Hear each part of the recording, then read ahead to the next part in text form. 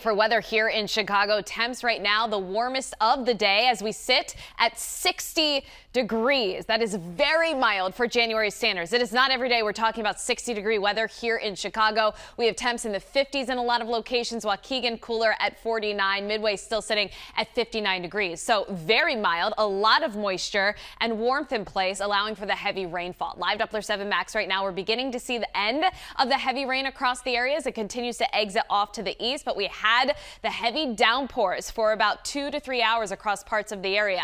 Now just moving east of Chicago, northwest Indiana, Rensselaer, I-65, still getting in on some rain, not detecting any lightning in the area. But because of all the rain we had, a flash flood warning still in place until 10:30 for Cook, DuPage, and Will. Southern Cook and Southern Will here until about 11 o'clock. We have to wait until that water recedes in a lot of areas. Reports of heavy rain ponding on area roads for a good portion of central Cook County, stretching right back towards DuPage. If anyone's traveling tonight, just be aware. Any flooded roads you never want to travel through, turn around. And Live Doppler 7 Max, the good news is as this storm system pulls away, we'll start to see that water recede and things will dry out as we head into the overnight. But rainfall, this is so impressive in terms of January standards. The average precipitation for the month of January is close to 2 inches, but that's typically in the form of liquid and frozen precipitation and snow. Midway, over 2 inches of liquid precipitation.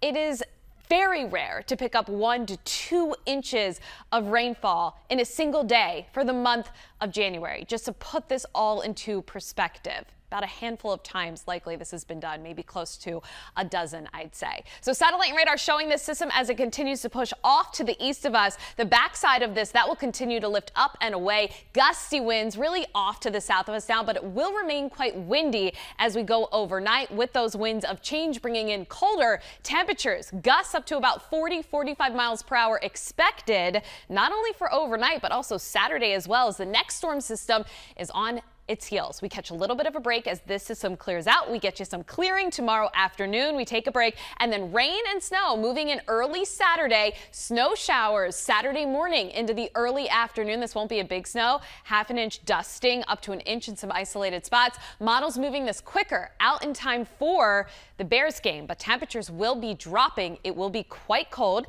into the 20s. It will feel like it's in the teens with gusty winds and an isolated snow shower or two possible for the game, but we are looking drier, albeit colder and windy. For tonight, staying mild, but temperatures dropping. That rain, that storm threat coming to an end. A break for our Friday, Saturday, rain to snow, light snow accumulations and windy. Sunday beginning to dry out and then a bit cooler as we head into next week with highs there in the 30s and 40s, guys.